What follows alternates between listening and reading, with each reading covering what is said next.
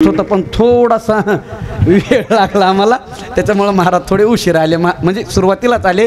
महाराजांना सुद्धा कोटी कोटी धन्यवाद. श्रीमद भागवत कथा सांगते, इंद्रोवदीन मृदंगम जय जय सुकुमारा कीर्तने ते कुमारा. चाल गाणारे किती पट्टीतले असले, चाल शेवटपर्यंत कशी न्यायची हे कुणाच्या हातात आहे? मृदंग वादकाच्या हातात आहे.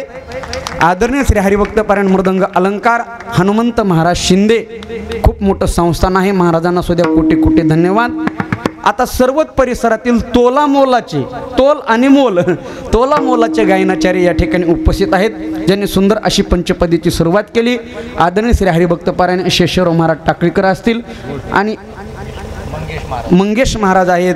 त्याचप्रमाणे ज्यांच्या माध्यमातून तुम्हाला सर्व श्रोत्यांचं दर्शन झालं, आपल्या गावचं वैभव आदरणीय श्री हरिभक्त पारायण पंडित महाराज आहेत. सर्वच तुम्ही आम्ही सर्वच गायनाचार्य मृदंगाचार्य आळंदीकर गुरुबंधू मंडळी आहेत. माझ्याबरोबर आलेले माझे मोठे बंधू बालासाहेब महाराज रसाळ आहेत. सर्वांना कोटी कोटी धन्यवाद देतो. आता इकडं माझा काही सर्वांचा परिचय नाही बा, पण अनेक दिग्गज मंडळी आहेत. एका वाक्यात सांगतो, ज्यांचे ज्यांचे नावं घेतले ते देव आणि ज्यांचे राहिले ते महादेव. बस विठाला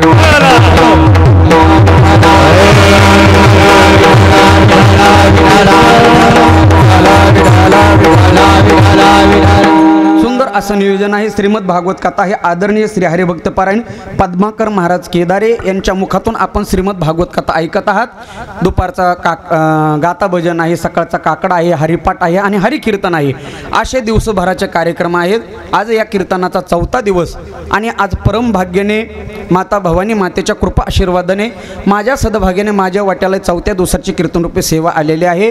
आणि सेवेसाठी घेतलेला अभंग जगद्गुरु जगदवंदने श्री संत श्रेष्ठ जगद्गुरु तुकोबाऱ्यांचा 4 चरणाचा मनुष्याच्या जीवनामध्ये नेमकं काय घडावं लागतं आणि काय करावं लागतं, या दोन्हीच्या संयोगाने मनुष्याचा जीवनरूपी व्यापार सफळ आणि संपूर्ण कसा होतो हे अत्यंत साध्या सोप्या शब्दामध्ये सांगण्याचा प्रयत्न केलेला आहे. आता लक्ष देऊ नये का, माणसाच्या जीवनामध्ये काही गोष्टी घडाव्या लागत असतात आणि माणसाच्या जीवनामध्ये काही गोष्टी कराव्या लागत असतात. तुकोबाराय म्हणतात, घडावं लागतं ते प्रारब्ध आणि करावे लागतात ते प्रयत्न. मनुष्य कोणताही असो, प्रत्येक माणसाच्या जीवनाचा व्यापार जर सफळ आणि संपूर्ण व्हायचा असेल तर 50% त्याचं प्रारब्ध असावं लागतं आणि 50% प्रयत्न असावे लागतात. दोन्हीचा समतोल साधला की मनुष्याचा जीवनरूपी व्यापार सफळ आणि संपूर्ण होतो. पारमार्थिक क्षेत्र असू द्या, राजकीय क्षेत्र असू द्या, सांसारिक क्षेत्र असू द्या, प्रारब्ध ही तेवढंच लागतं गुरुजी आणि प्रयत्न हे तेवढेच लागतात.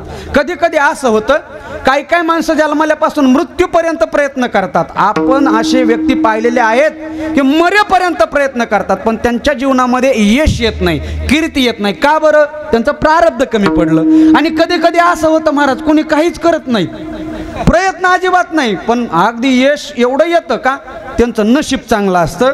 तुम्हाला चालतं बोलतो उदाहरण सांगतो. सगळे आळंदीकर गुरु मंडळी आहेत या ठिकाणी. आळंदीमध्ये असे काही काही विद्यार्थी असतील गुरुजी तुमच्याकडे बघा, रविवारचा क्लास असायचा, बरोबर आहे ना? रविवारचा क्लास असायचा. प्रारब्ध प्रयत्न सांगतो, ह्या रविवारी जर बोल घेतला किंवा एखादा राग घेतला, ती वही जर बंद केली ना, पुढच्या रविवारीच उघडायची, पण जशाला तसे म्हणायची. का? त्यांचं प्रारब्ध चांगलं होतं. पण काही काही विद्यार्थी असे होते, रविवारी दिलेला बोल, रविवारी दिलेला राग 8 दिवस जरी घातला तो रविवारी म्हणता येत नव्हता. का? प्रयत्न केले पण काय कमी पडलं?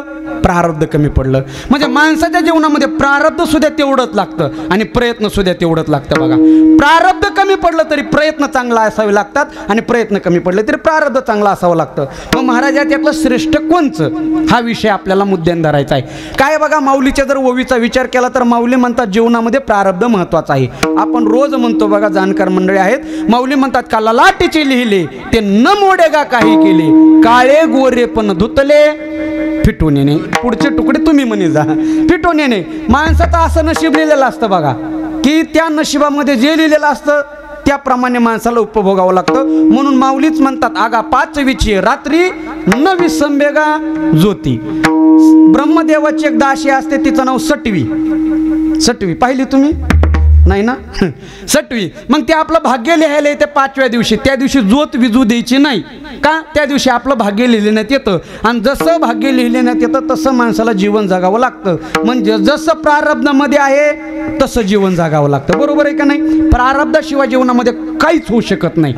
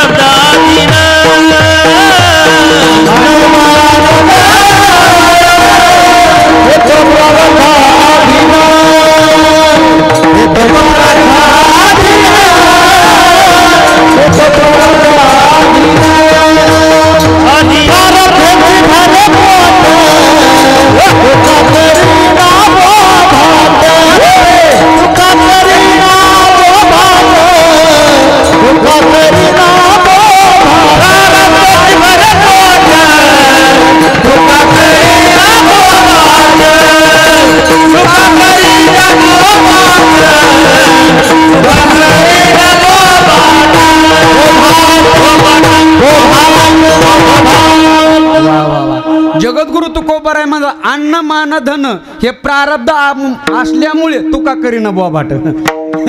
हे प्रारब्धामध्ये असल्यामुळे बोबाट करायची गरज नाही. ज्याला ज्याला भेटतं त्याच्या त्याच्या नशिबाने भेटतं. नशिबाशिवाय काहीच होऊ शकत नाही. बोबाट करायची गरजच नाही गुरुजी.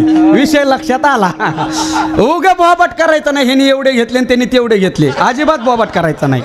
हा हे त्यांच्या नशिबामध्ये असल्याशिवाय भेटत नाही. आपलं सोपं करून सांगतो. महाराज या वर्षी पाऊस काळ कमी बघा आहे का नाही आपल्या इकडं सुद्धा. गावातला एक वारकरी होता. दुष्काळ पडला. तो म्हटला गुरांना पाणी नाही, शेतीला पाणी नाही, धान्याला पाणी नाही. मग आपण एखादा बोर घेऊ. पण गरीब घरची परिस्थिती. ते माळकरी होता, वारकरी होता. लाख रुपये व्याजाने काढले. 3 रुपयाने 4 रुपयाने. इकडं कसे आहेत म्हणजे मला घ्यायचे नाहीत पण लाख रुपये व्याजाने काढले. महाराज पैसे नव्हते. बरं बोर घेण्याच्या अगोदर काय बघितलं जातं. पाणी बघितलं जातं ना. महाराज जिल्ह्यातला चांगला पाहणाडी बोलवला. सगळं शेत फिरवलं. पाहणाड्याने व्यवस्थित एक पॉईंट काढून दिला. इथं पाणी लागन, एवढ्या फुटाला पाणी लागन. पण त्यांनी मुहूर्त बघितल्याशिवाय गाडी आणली नाही. व्यवस्थित पंचांग चाललं. मुहूर्त बघितलं. गाडी बोलवली.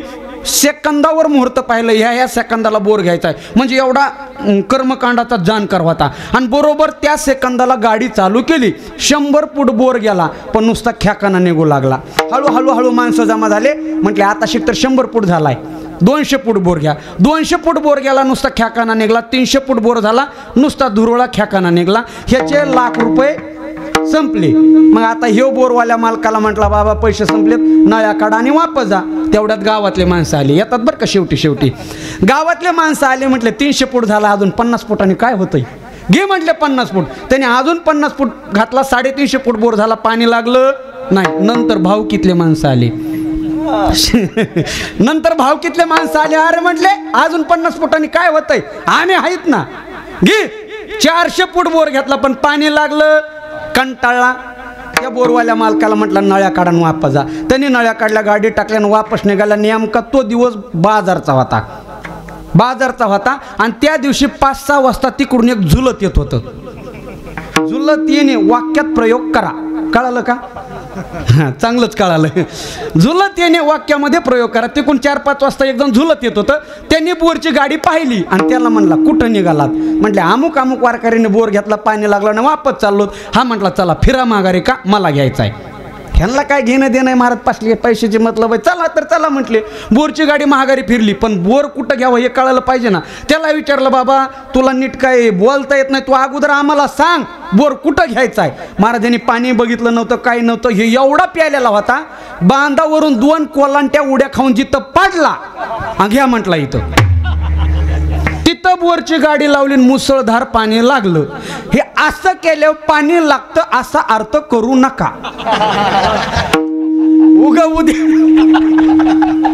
एखादा प्रयोग करीन पाण्याला असा अर्थ करू नका. मी प्रारब्धाचं कारण हे काय करते सांगता येत नाही गुरुजी. हे जर आमच्याकडूनच आलं ना हे महाराजांनी रात्री सांगितलं होतं. काय करते सांगता ना. गुरुवर इंगळे दादा सांगायचे बघा. म्हणायचे 3 माणसं फुल पिले. इकडचे सोडून इकडे पेतत नाहीत. मला 100% माहिती. 3 माणसं फुल पेले. जंगलामध्येच राहिले आणि म्हटले आता इकडं पार्टी झाली पाहिजे. एक जण म्हटला तू घरी जाय आणि तुझ्याच घरचं एक बकरं आण. त्यो गेला आणलं पार्टी झाली सकाळी गेला बकर तिथंच बांधलेलं त्यांनी बायकोला विचारलं अगं म्हटलं हे बकर इथं कसं काय बायको म्हटली बकऱ्याचं जाऊ द्या तुम्ही रात्री येऊन कुत्र कुठं नेलं ते सांगा विठाला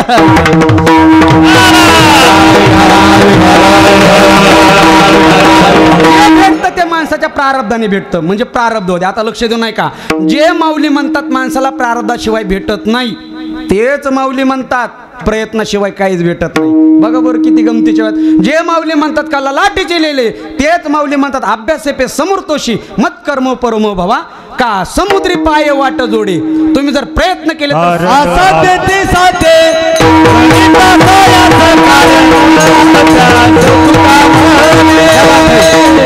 कारण अभ्यास तुका म्हणे असाध्य ते साध्य कारण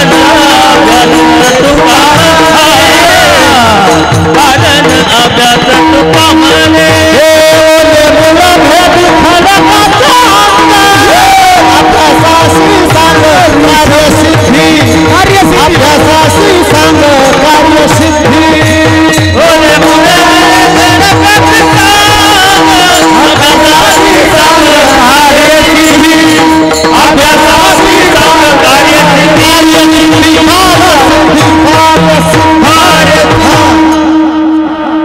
एक प्रमाण दोन चालीत लय वेळेस ऐकलं होतं मी एक प्रमाण दोन चालीत पण एका चालीत दोन दोन प्रमाण क्या बात आहे साधू संत म्हणतात बघा तुम्ही प्रयत्न केले तर जीवनामध्ये कार्यसिद्धी सुद्धा प्राप्त होऊ शकते कोणते म्हणतात मलाही सांगायचंय जे जगद्गुरु तुकोबाराय म्हणतात भोगतो ना घडे तेच जगद्गुरु तुकोबाराय म्हणतात असाध्य महाराज मग हे खरं का ते खरं आता झाली का नाही डोक्यामध्ये शंका नेमकं खरं कोणचं दोन्ही खऱ्या गोष्टी त्या कशा जरा बारकन लक्ष देऊ नाही का आपल्या गावामध्ये एसटी येते का एक नाही आहेत बरोबर आहे का नाही इथं पहिलं स्टेशन कोणचं आहे तुम्हाला डायरेक्ट हिंगोलीच एक उदाहरण घ्या आता लक्ष देऊ नाही का हिंगोलीहून एसटी निघाली वाशिमला मी उदाहरण सांगवलंय आणि एसटी एवढी गच्च भरली आता लय गच्च भरती का आता फुकट आहे यंदाच्या सारखी असे आळंदीची वारी कधीच भरली नाही का सगळं फुकटच ह्यांना 75च्या पुढं फुकट आहे ह्या माता मावल्याला हाफ तिकीट आहे का नाही हाफ तिकीट महाराज एस टीमध्ये जागात नाही आमच्या गावातली एक आजोबा आहेत ते चहा प्यायला बीडला जाते नाश्त्याला परळीला जाते झोप लागली की त्याला कंडक्टरला म्हणते चल पुढचं तिकीट काढ टेन्शनच नाही ना एस टी एवढी गच्च भरली महाराज हिंगोलीमध्ये एस टीमध्ये बसायला जागा नाही कसा तरी एक माणूस वारकरी कसा बसा त्या एस टीमध्ये चढला बा त्या हँगरला धरलं तसाच उभा राहिला एस टी हळूहळू पुढं ढकलीन पहिलं स्टेशन आलं तिथं 2-3 वारकरी खाली उतरले आणि तिथं ह्याला बसायला जागा झाली तो तिथं बसला हळूहळू एस टी पुढं धकली कंडक्टर आला चला म्हटला तिकीट काढा आता लक्ष देऊ नाही का बरं का ह्याला विचारलं मामा कुठून बसलात आता जे पुढचं स्टेशन होतं तो म्हटला इथून बसलो कंडक्टर म्हणला अहो काय लाबाड बोलता हो मी माझ्या डोळ्याने पाहिलंय तुम्ही हिंगोलीमध्ये एस टीमध्ये चढलात नाही म्हटलं बरोबर आहे ना मी हिंगोलीमध्येच चढलो मग बसलात कुठून म्हटलं ह्या पुढच्या स्टेशनहून अहो असं काय करता तुमच्या गळ्यात तर माळ आहे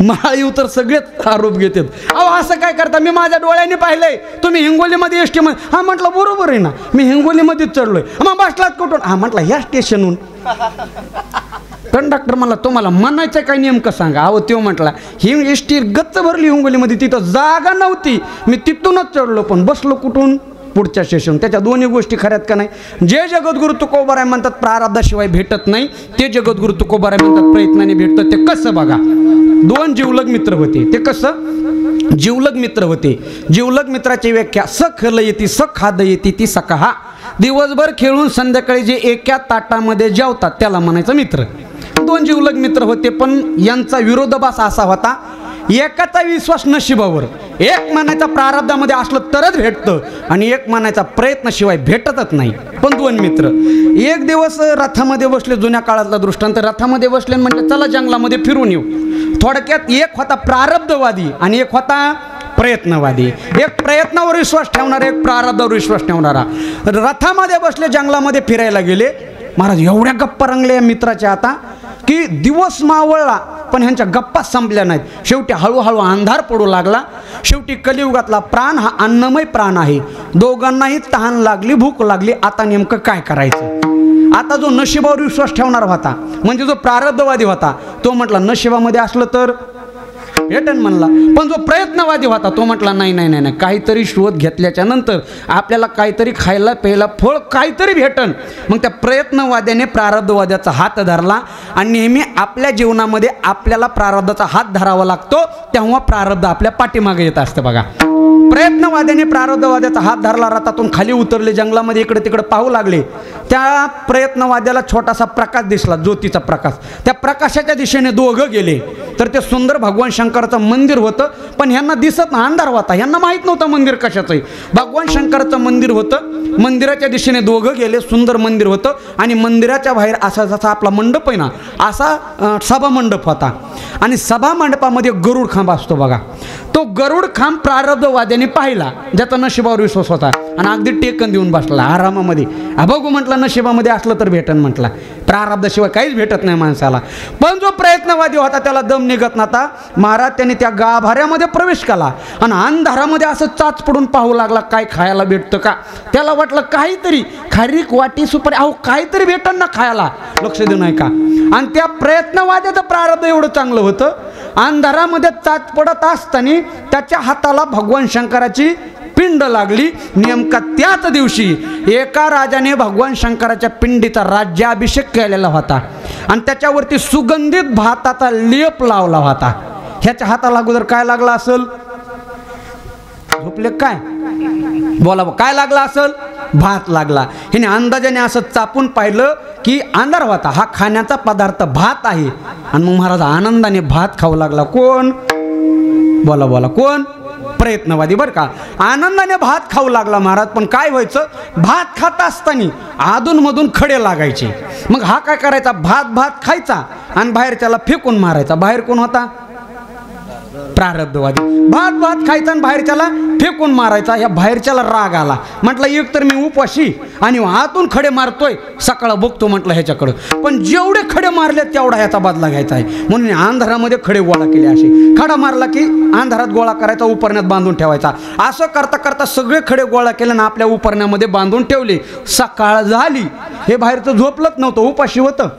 आतलं भात खाऊन अगदी आरामात झोपलं. सकाळ झाल्याबरोबर ह्यांनी अगोदर उपरणं सोडलं का, जेवढे खडे मारले तेवढा काय करायचा, याचा बदला घ्यायचा. दादा लक्ष देऊ नये का, उपरण्याची गाठ सोडली तर ते खडे नव्हते, हिरे होते, हिरे. ज्याचा सोन्यापेक्षा काही पटीने भाव आहे त्याला हिरे म्हणतात. तुम्ही जागेत ना. आता तुम्हाला मला एक प्रश्न विचारायचा आहे, हिरे कोणाला भेटले हो, बोला बोला पाठीमागचे बोला. हिरे कोणाला भेटले, प्रारब्धवाद्याला. दादा हो, तुमचं म्हणणं 100% खरं आहे. हिरे प्रारब्धवाद्यालाच भेटले, पण भेटले कोणामुळं, प्रयत्नवाद्यामुळं. म्हणजे आपल्या नशिबातले हिरे प्राप्त करण्यासाठी माणसाला प्रयत्न करावे लागतात. प्रयत्नाशिवाय काहीच नाही महाराज या जीवनामध्ये. तुम्हाला सोपी व्याख्या सांगतो, अवघड नाही. माता माऊली बघा, तुम्हाला जातं माहीत असेल ना, जातं जे कुठंच जात नाही त्याला जातं म्हणतात. बघा जात्याला किती बाजू असतात बरं, झोपल्या काय तुम्ही थोडं बोला, मी थोडं बोलतो, फक्त पाकिट मला एकट्याला द्या, हिस्सा मागू नका. जातं माहिती ना, जात्याला किती बाजू असतात, 2, एक खालची बाजू आणि एक, लक्ष देऊ नाही का बरं का, खालची एक आणि वरची एक. मला सांगा, जात्याची खालची बाजू फिरते का वरची बाजू, वरची बाजू. खालची बाजू जमिनीमध्ये घट्ट रावलेली असती, खालची बाजू घट्ट रावलेली असती, पण त्याच्यामध्ये टाकलेल्या धान्याचं दळण होतं, कारण सतत फिरणारी एक वरची बाजू आहे. तसंच आपल्या जीवनामध्ये प्रारब्ध ही खालची बाजू असते, ती जमिनीमध्ये घट्ट रावलेली असते. पण वरची जर प्रयत्नरूपी बाजू फिरणारी असली तर जीवनातल्या प्रत्येक कर्माचं यशामध्ये रूपांतर झाल्याशिवाय भेटत महाराज. फक्त प्रयत्न करणारा माणूस पाहिजे. मग प्रश्न असा आहे महाराज, या प्रारब्धाचा, या प्रयत्नाचा ना अभंगाचा संबंध काय. मला तिकडंच यायचंय, फक्त डुकल्या घेऊ नका, लक्ष देऊ नये का. जगद्गुरु तुकोबारे म्हणतात, माझ्या नशिबाने माझ्या जीवनामध्ये प्रारब्धाने दुःख आलं. किती दुःख आलं महाराज. इतिहासामध्ये एक अशी नोंद आहे की 1632चा दुष्काळ या जगामध्ये सगळ्यात मोठा पडला. 1632 साली एवढा भयानक दुष्काळ पडला. तुकोबाराने स्वतः गाद्यामध्ये दुष्काळाचं वर्णन केलं आणि तुकोबारे म्हणतात, त्या दुष्काळामध्ये माझी एक पत्नी अन्न करून मेली का नाही. स्त्री एकी अन्न अन्न करिता मेली, एक पत्नी अन्न करून मेली. तुकोबारायांचा सगळा व्यापार बुडाला, दुकान बुडालं, सर्वस्व संपलं. महाराजांवरती अशी पाळी आली, महाराज आता भीक मागावं पण ते सुद्धा कोणी द्यायला तयार नाही. किती विपरीत परिस्थिती आली. तुकोबारायांना लहाना भाऊ कान्होबाला बोलून घेतलं आणि सांगितलं, हे बघ आता ह्या हिशोबाच्या वह्या मला इंद्रायणीच्या डोहामध्ये सोडून द्यायच्या. जगद्गुरु तुकोबाराने हिशोबाच्या वह्या इंद्रायणीच्या डोहामध्ये सोडून दिल्या. वाक्य महत्त्वाचं आहे, ज्या माणसाला हिशोबाच्या वह्या इंद्रायणीच्या डोहामध्ये सोडता येतात त्याच्यात अभंगाच्या वह्या तरतात. हा नियतीचा नियम आहे. हिशोबाच्या वह्या इंद्रायणीच्या डोहामध्ये सोडून दिल्या. 15 दिवस त्या भगवान परमात्माच्या अशी खडतर साधना केली महाराज. जगाचा बाप फक्त 15 दिवसामध्ये तुकोबाराच्या समोर हात जोडून उभा राहिला. ज्या दिवशी देव प्राप्त झाला त्यावेळेला धन्यता तुकोबार आहे. अभंगाच्या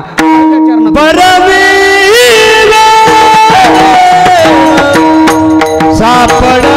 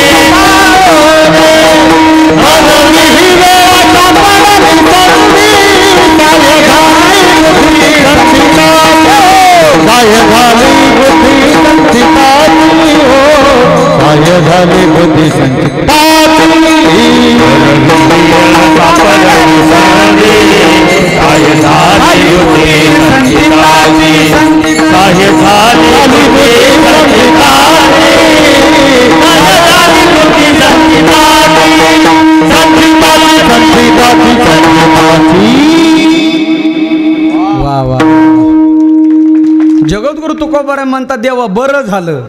काय झालं बरं? ढाले गुरुजी कीर्तनाला आले, बरं झालं. काय झालं? माझ्या जीवनामध्ये ती वेळ आली. बघा लक्ष देऊ नका, कोणती वेळ आली? ज्या वेळेला माझं प्रारब्ध घडलं, प्रारब्ध घडल्याबरोबर बुद्धीला संचिताचं साह्य झालं. माणसाच्या जीवनामध्ये 3 गोष्टी अत्यंत महत्त्वाच्या असतात, वेळ, प्रारब्ध आणि बुद्धी. ह्या 3 गोष्टी एकत्रित येतच नाहीत महाराज. कधी कधी असं होतं, माणसाची वेळ चांगली येते, त्याचं प्रारब्ध चांगलं असतं, पण नेमकी बुद्धी सहकार्य करत नाही. कधी कधी असं होतं, माणसाची बुद्धी चांगली असते, वेळही चांगली असते, पण प्रारब्धच घडत नाही. कधी कधी वेळ चांगली असते, बुद्धी चांगली असते, तर प्रारब्ध घडत नाही. 3 गोष्टी एकत्रित येतच नाही. तुम्हाला महाभारतातलं उदाहरण सांगतो, लक्ष देऊ नाही का. महाभारतामध्ये एक राजा होऊन गेला, त्याचं नाव धृतराष्ट्र. धूर्तराष्ट्र नाही, आपण त्याला धूर्त म्हणतो. धूर्त म्हणजे मूर्ख, धूर्त म्हणजे लबाड. धृतराष्ट्र, धृत म्हणजे धरतीचा राजा, तो धृतराष्ट्र. महाभारतातला भाग्यवान माणूस धृतराष्ट्र आणि महाभारताचा सगळ्यात दुर्भाग्य माणूस सुद्धा धृतराष्ट्र. तुम्ही म्हणाल कस काय? लक्ष देऊ नका. काय झालं बघा, महाभारतामध्ये सगळ्यात महत्त्वाचं तत्वज्ञान श्रीमद भगवद्गीतेमध्ये आलं आणि भगवद्गीतेचं ज्ञान काय झालं?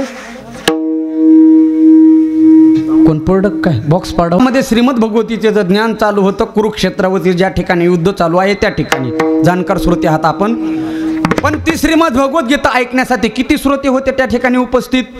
3. पहिला श्रोता होता अर्जुन, दुसरे श्रोते होते हनुमानराय, ध्वजस्तंभावरी वानरो. दुसरे श्रोते होते हनुमानराय आणि तिसरा एक श्रोता होता महाराज, त्यांचं नाव काय? संजय. याच्यातले पहिले 2 श्रोते महाभारताच्या युद्धामध्ये उपस्थित होते. एक श्रोता रथामध्ये, एक श्रोता रथावरती, पण तिसरा श्रोता संजय कुठं होता? महालामध्ये बसलेला. आणि तो कुणासमोर बसलेला होता? धृतराष्ट्रासमोर. किती भाग्यवान माणूस आहे धृतराष्ट्र गुरुजी. धृतराष्ट्रासारखं भाग्य कोणाचंच नाही का?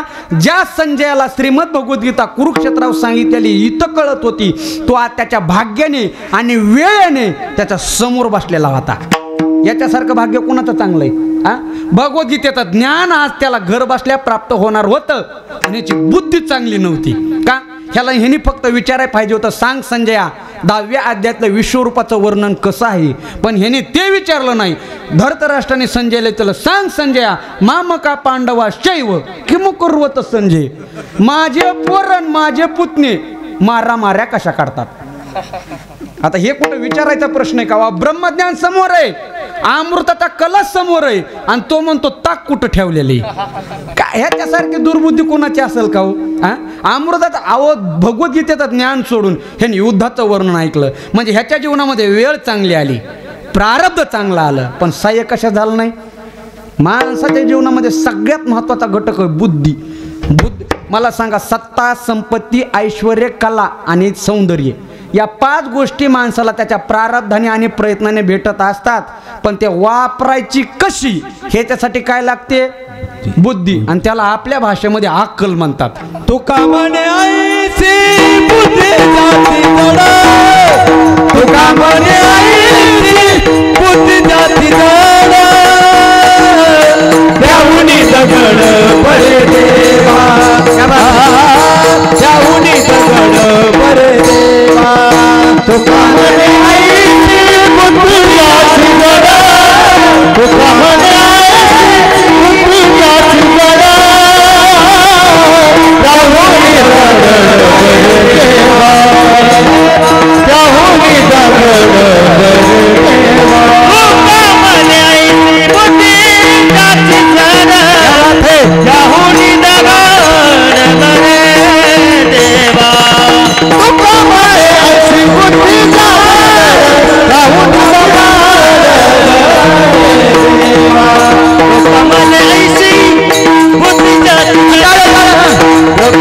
ऐसी बुद्धी जाती जड, त्याहुनी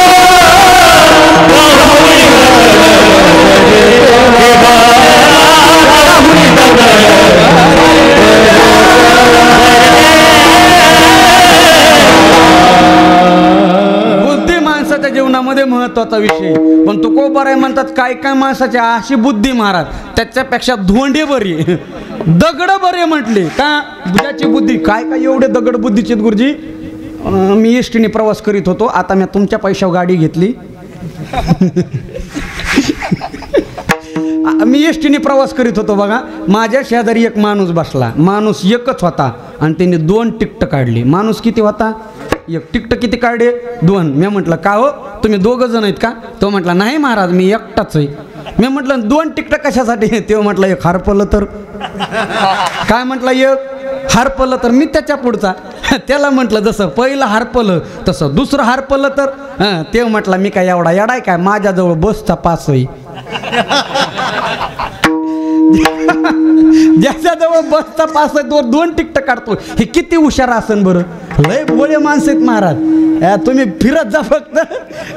तुम्हाला जर लय भोळे माणसं बघायचे असतील ना, पुण्याला चला. म्हणजे पुण्यातले भोळेत असा अर्थ करू नका.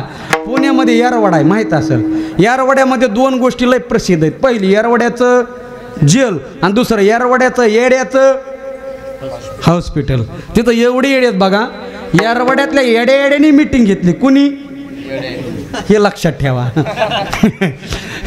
येरवड्यातल्या येड्याने मीटिंग घेतली आणि मीटिंगमध्ये असा ठराव पास केला, आपल्यातला जो सगळ्यात जास्त येडा त्याचा आपण सत्कार करू. मीटिंग कुणी घेतली?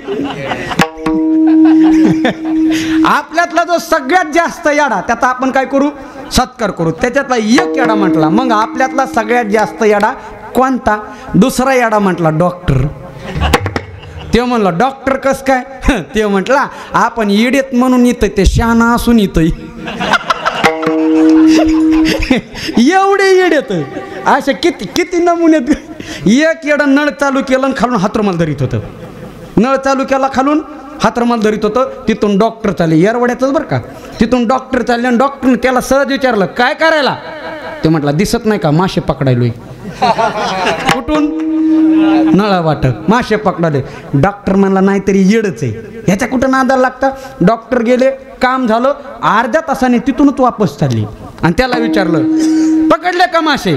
ते म्हटलं येड्यात काय हो, नळातून कुठं मासे येतात का.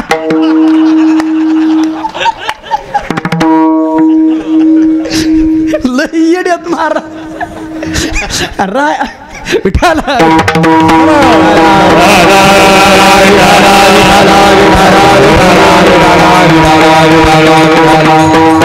आणि लय शहाणे बे असू द्या, घरी गेल्यावर येडेच होते. लक्षात का बोलणं. माणूस किती हुशार असू द्या, बायको येड्यातच काढते त्याला. हा पट्टीतला हुशार असू द्या, बायको म्हणती हे लयच भोळे येड्यात. अहो खरंच सांगू का, खरंच येड्यात काढते. तुम्ही सगळे घरचेत म्हणून सांगतो, तिकडं आल्यावर कोणाला विचारू नका गुरुजी, तुमचं माहीत नाही पण माझंच सांगतो. खरंच नाही, लय येड्यात काढते. माझी बायको रोजच भांडत होती मला. काय महाराज म्हटली तुम्हाला रोज कीर्तन असतात, सकाळ मला लवकर उठावं लागतं, डबे करावं लागतात, लेकराला आंघोळ्या घालावं लागतात, त्यांना कपडे घालावं लागतात, दोन्ही हातामध्ये 2 लेकरं धरायचे, शाळेत नेऊन सोडायचं, साधा कुठं नाही काय. मला एक दिवस कीर्तन नव्हतं. मी म्हटलं आपण करू, त्याच्यात काय लगे एवढं अवघड. मी सकाळी 5 वाजताच उठलो, बायको नुसती बघतच होती. सकाळी 5 वाजता उठलो मी, आंघोळ केली, लेकराला आंघोळ घातली, त्यांना कपडे घातले, टाय घातली, ते गळ्यातलं शाळेचं आयडेंटिटी कार्ड घातलं, डबा केला. बायको नुसती बघतच होती. डबा केला, 2 हातामध्ये 2 लेकरं धरले आणि शाळेत नेऊन सोडायला लागलो. तेवढ्यात बायको म्हटली कुठं चाललात. म्हटलं लेकरं शाळेत सोडताना. गप बसा म्हटले, आज रविवार रही. कार्ड का नाही येड्यात. आम्हाला वाराची ना आमची भेटत नाही, आम्हाला नुसत्या तारखात माहिती कोणत्या तारखेला कुठं जायचंय. विठाला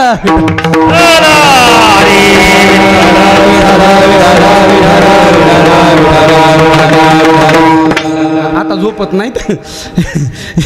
जगद्गुरु तुकोबाराय म्हणतात 3 गोष्टी माणसाच्या जीवनामध्ये फार कठीण आहेत. पहिली गोष्ट आहे वेळ, दुसरी गोष्ट प्रारब्ध आणि तिसरी गोष्ट बुद्धी. तिन्ही गोष्टी एकत्रित आल्या की बरं झालं म्हणायचं. आपण संसारामध्ये बरं झालं म्हणतो, संसारामध्ये कधीच बरं होत नाही, परमार्थामध्ये बरं होत असतं. हा परमार्थामध्ये बरं होत असतं.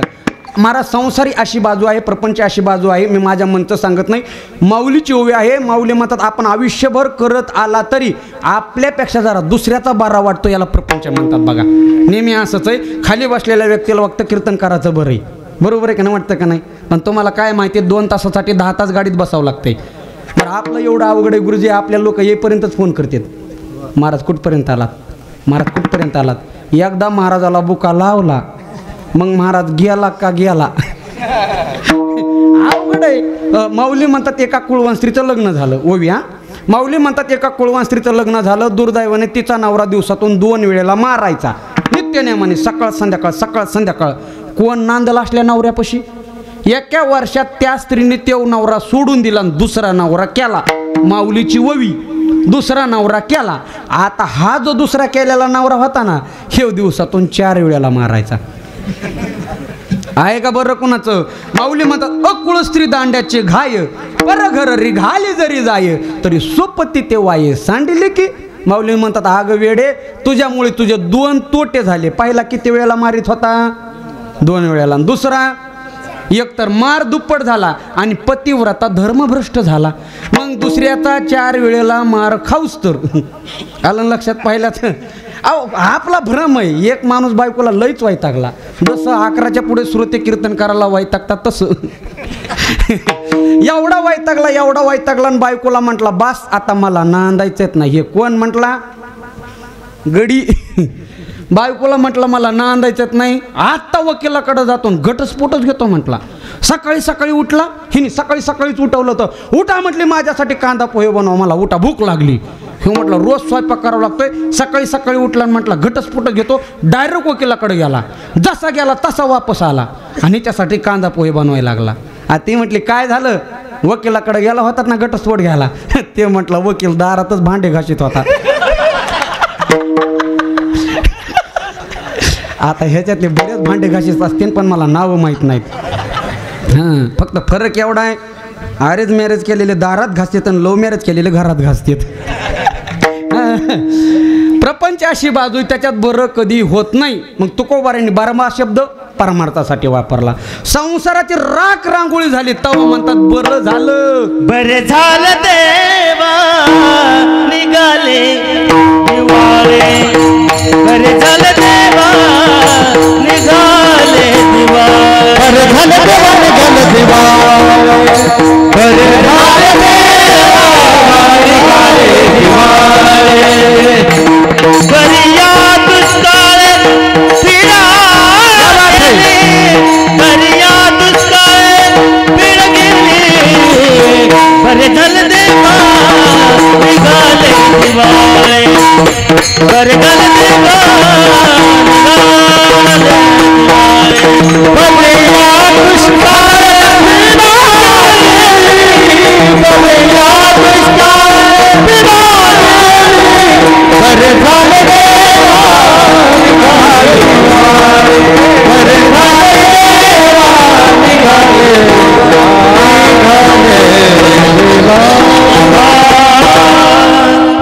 आपण प्रपंचामध्ये चांगलं झाल्यावर बरं म्हणतो, पण तुकोबर आपल्या विरोधामध्ये बोलता देवा बरं झालं का माझं दिवाळं निघलं, दुष्काळ पडला आणि माझं सर्वस्व संपलं बरं झालं. कारण जेव्हा माझा प्रपंच वाटोळ झाला तेव्हा माझी बुद्धी जागृत झाली आणि प्रारब्धाला साह्य झाली. माणसाच्या जीवनामध्ये माणसाला वेळ साधता आली पाहिजे. वेळेला लय महत्व आहे महाराज. आपण व्यवहारामध्ये सहज म्हणतो ही वेळ जाऊ दे पुढच्या वेळेला, पुढची वेळच येत नसती. वेळ अत्यंत सूक्ष्म आहे.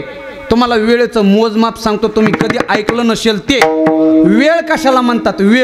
वेळ अशी 1 तास थांब, थोडा वेळ आलो, अर्धा तास थांब आलो, याला वेळच म्हणत नाहीत. वेळ किती बारीक आहे लक्ष दे नाही का वेळ.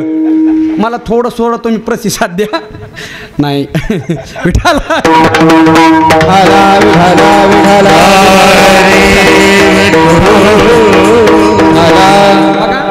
100 वर्षाचं असतं त्याला काय म्हणतात? 100 वर्षाचं.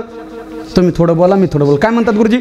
शतक आहे का नाही? 100 वर्षाचं असतं त्याला 1 शतक म्हणतात. 100पेक्षा निम्म्याने असतं 50 वर्षाचं त्याला काय म्हणतात? आपल्या धार्मिक भाषेमध्ये अर्धशतक नाही, रौप्य महोत्सव का सुवर्ण महोत्सव? सुवर्ण महोत्सव. 50 वर्षाचं असतं त्याला सुवर्ण महोत्सव म्हणतात. 50पेक्षा निम्म्याने असतं 25 वर्षाचं असतं त्याला रौप्य महोत्सव म्हणतात. वेळ कशाला म्हणतात बघा? 25 वर्षाला रौप्य महोत्सव म्हणतात. 25पेक्षा निम्म्याने 12 वर्षाचं काय असतं? एक तप. किती वर्षाचं एक तप असतं? 12 वर्षाचं एक तप असतं. किती महिन्याचं 1 वर्ष असतं? बोला खालचे बोला. किती? 12 महिन्याचं 1 वर्ष. किती दिवसाचा महिना असतो? 30 किंवा 31 दिवसाचा 1 महिना. किती तासाचा दिवस असतो? 24 तासाचा 1. किती मिनिटाचा तास असतो? आपल्याला खाली यायचे ना. किती मिनिटाचा तास असतो? 60 मिनिटात. आता मिनिटापर्यंत आलो. किती सेकंदाचा मिनिट असतो? 60 सेकंदाचा 1 सेकंद कशाचा असतो? आता ऐका. सेकंदापेक्षा जे अर्ध्याने असतं त्याला निमिष म्हणतात. निमिष म्हणजे डोळ्याची पापणी लवते त्याला अर्ध निमिष म्हणतात. 2 निमिषाचा मिळून 1 सेकंद असतो. म्हणजे सेकंदापेक्षा जे अर्धा असतं त्याला निमिष म्हणतात. निमिषापेक्षा जे अर्धा असतं त्याला हळ म्हणतात. हळपेक्षा जे अर्धा असतं त्याला पळ म्हणतात. भगवान प्रभू रामचंद्राच्या जन्माच्या वेळी सूर्य 1 पळभर थांबला होता ही नामदेवरायचा पुरावा आहे. हळपेक्षा जे अर्धा असतं त्याला पळ म्हणतात. पळपेक्षा जे अर्धा असतं त्याला वेळ म्हणतात. वेळपेक्षा जे अर्धा असतं त्याला संधी म्हणतात. आणि संधीपेक्षा जे अर्ध असतं त्याला मुहूर्त म्हणतात. आणि आपण म्हणतो योग्य वेळेवर मुहूर्तावर लग्न लागलं जाईल. लग्न 12:30चं लागतं कधी? 3:30ला. ह्याला मुहूर्त म्हणतात का हो महाराज? संधी एवढी सूक्ष्म आहे. वेळ साधता आली पाहिजे. वेळ अशी कित्येक वेळ आपल्याकडून बरबाद झाली महाराज. सगळे आळंदी करत आहेत. काही महाराज आळंदीमध्ये झोपून दिवस बरबाद झाले. वेळ साधता आली पाहिजे माणसाला. वेळ किती महत्वाची बघा. स्वामी विवेकानंदाच्या जीवनातला प्रसंग आहे. एक वेळेला स्वामी विवेकानंद मथुरेला गेले आणि मथुरेहून वृंदावनला जायचं होतं. त्या काळातला महाराज पूल वगैरे नव्हता. त्या काळामध्ये नदी पार करण्यासाठी त्या नावेने होडीने प्रवास करावा लागायचा.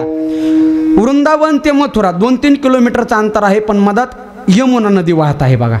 आता मथुरेहून वृंदावनला जायचंय, यमुना नदी पार करायची. यमुना नदीमध्ये पाणी आहे, पूल नाही. मग आता नावेने प्रवास करावा लागल. नाव होती पण नाहवाडी नव्हता. त्या ठिकाणी त्या नाहवाड्याची वाट पाहू लागली. 10 मिनटं झाले, 20 मिनटं झाले, अर्धा तास झाला, पण नाहवाडी काही येत नव्हता. तेवढ्या वेळामध्ये त्या ठिकाणी एक जटाधारी साधू आला. 2-2, 3-3 हात जटा वाढलेल्या, त्याच्या तपश्चर्याच्या साधाने अगदी अहंकारने मधोमत्त झालेला साधू आला आणि खुन्नस म्हणून स्वामी विवेकानंदाला बोलू लागला, का हो स्वामीजी, तुमचं तर भारत देशामध्ये फार मोठं नाव आहे आणि तुम्हाला साधी योग बलाच्या सहाय्याने नदी पार करता येत नाही. काय म्हटली उपयोग तुमचा? तुमचं एवढं मोठं नाव आणि तुम्हाला साधी नदी पार करता येत नाही. स्वामी विवेकानंद म्हटले, मला येत नाही बा, पण तुला येते का? हो म्हटले, मग मला येते, करून दाखव. महाराज त्या साधूने पाण्यावरती चालत गेला, पलीकडे गेला, तोपर्यंत नाहवाडी आला. नाव चालू झाली. स्वामी विवेकानंद नावेमध्ये बसले. नाहवाड्याने नाव चालू केली आणि पलीकडं स्वामी विवेकानंदाला सोडलं. आपल्या खिशातले 2 रुपये काढले, त्या नाहवाड्याच्या हातामध्ये दिले आणि मोकळे झाले. साधूला प्रश्न विचारला, का हो? म्हटलं, तुम्ही योग बलाच्या सहाय्याने नदी पार केली, खूप छान काम आहे, पण मला सांगा, ही सिद्धी प्राप्त करण्यासाठी तुम्हाला किती वर्ष लागले? ही कला प्राप्त करण्यासाठी किती वर्ष लागले? तो म्हणू लागला, मला ही कला प्राप्त करण्यासाठी 10 वर्ष लागले. किती? 10 वर्षे. स्वामी विवेकानंद महाराज बुद्धिवान हसत हसत उत्तर दिलं. म्हटले, बाबा, 2 रुपयासाठी तुम्ही 10 वर्ष बर्बाद केले. क्या बात. तिकीट किती होतं? 2 रुपये. किती वर्ष घातले? 2 रुपयासाठी जर 10 वर्ष वाया घातले, वेळेचं केलं काय? मला हे सांगायचंय.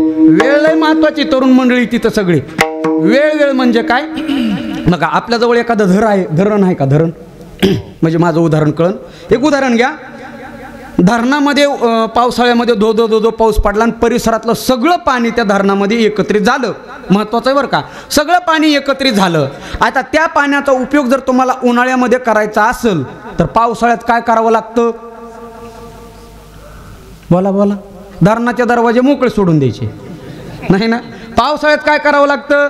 धरणाचे दरवाजे बंद करावे लागतात. जर पावसाळ्यामध्ये धरणाचे दरवाजे बंद केले नाही तर ते पाणी उन्हाळ्यामध्ये वापरता येईल का?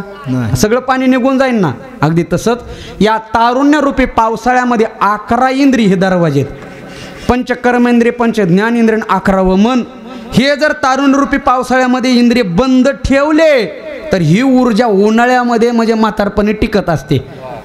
तारुण्यरूपी पावसाळ्यामध्ये 11 इंद्रिय मोकळे सोडून दिली. जे खाऊ नये ते खाऊ लागले, जे पिऊ नये ते पिऊ लागले आणि सगळी ऊर्जा संपून गेली आणि म्हातारपण आलं म्हणजे उन्हाळा आला. म्हटले, आता दरवाजे बंद करा, आता माळा घालून उपयोग नाही. जी ती गोष्ट ज्या त्या वयामध्ये करावी लागत असते. रात्री कीर्तन झाल्यावर 2 म्हातारे माझ्याकडे आले. म्हटले, महाराज माळा घाला. मी म्हटलं, आता कशाला? एक जण म्हटला, मला चावतच नाही. दुसऱ्याला विचारलं, तुला? ते म्हटलं, मला चावत आहे पण पोरच आणून देत नाहीत. ह्या वयात काय करून उपयोग आहे हो? वेळ साधता आली पाहिजे. महाराज जगद्गुरु तुकोबाराय म्हणतात, माझ्या जीवनामध्ये 3 गोष्टी घडल्या. वेळ चांगली होती, प्रारब्धाला बुद्धीचं सहाय्य झालं आणि त्याच वेळेला प्रारब्ध घडलं.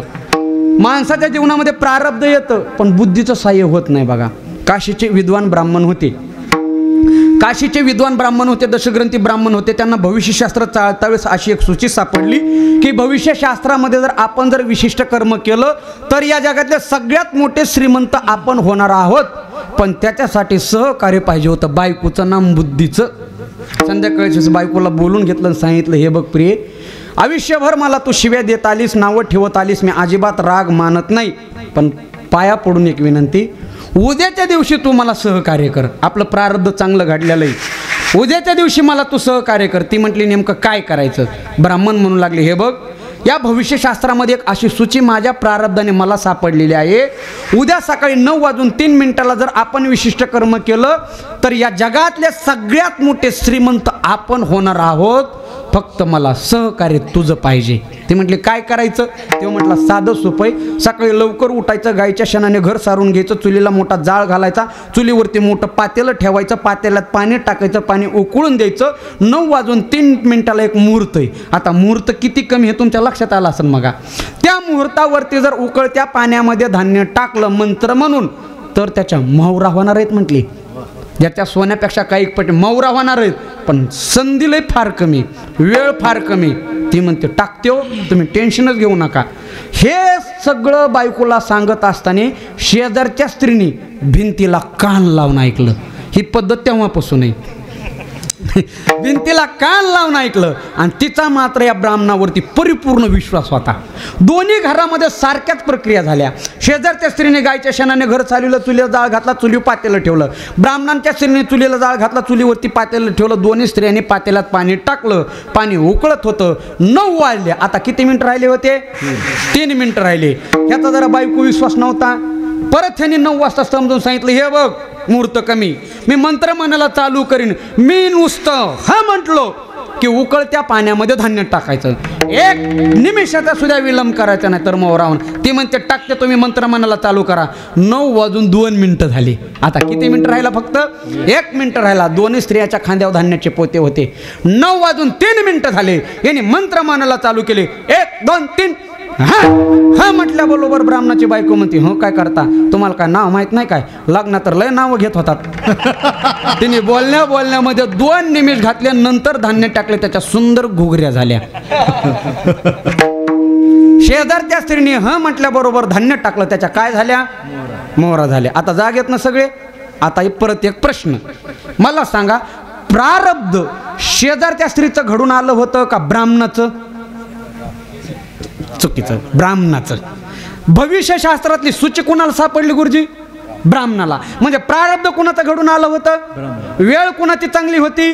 ब्राह्मणाची. 2 गोष्टी ब्राह्मणाकडे होत्या, पण बुद्धीचं सहकार्य झालं नाही. गुगऱ्या खावा लागल्या. आलं का लक्षात? शेजारच्या स्त्रीचं जर प्रारब्ध बी नव्हतं, वेळही नव्हती, पण चाणक्य होती ती बुद्धी. बुद्धीचं सहकार्य झालं, श्रीमंत झाले महाराज. माणसाच्या जीवनामध्ये बुद्धी महत्वाची. हा तुकोबाराय म्हणतात, त्या 3 गोष्टी माझ्या जीवनामध्ये घडल्या.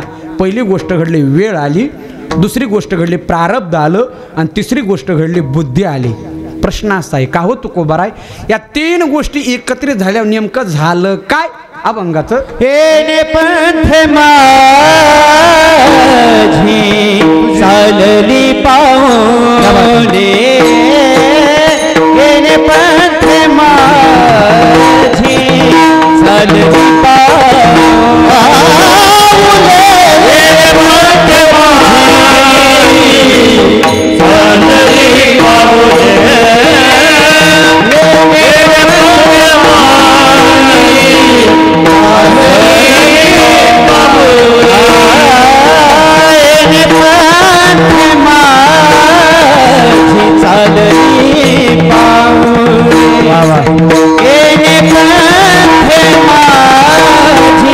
चालली पाऊले,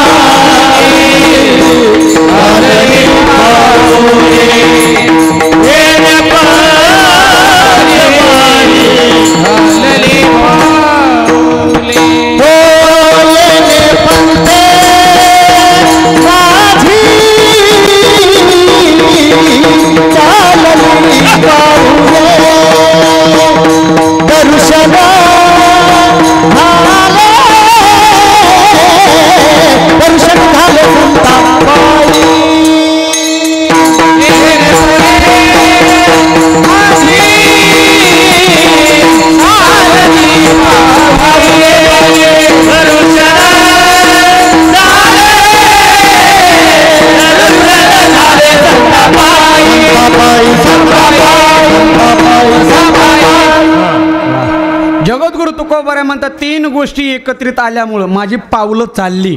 कुठं चालली? या वारकरी पंथांनी पावलं चालली. येणे पंथे कुठल्याही पंथाचं नाव आलेलं नाही लक्षानं वृत्तीने सोडवायचं. उदाहरणार्थ कीर्तन चालू होतं, महाराजांचा थोडा घसा कोरडा पडू लागला, माझा थोडा बसलाय आणि महाराज म्हटले अहो थोडा गुळ आणा. इथं आहे बरं का मी सांगायला, हे समोर गुळ होता. समोरच्या व्यक्तीला सांगितलं बाबा थोडा गुळ आणा बरं.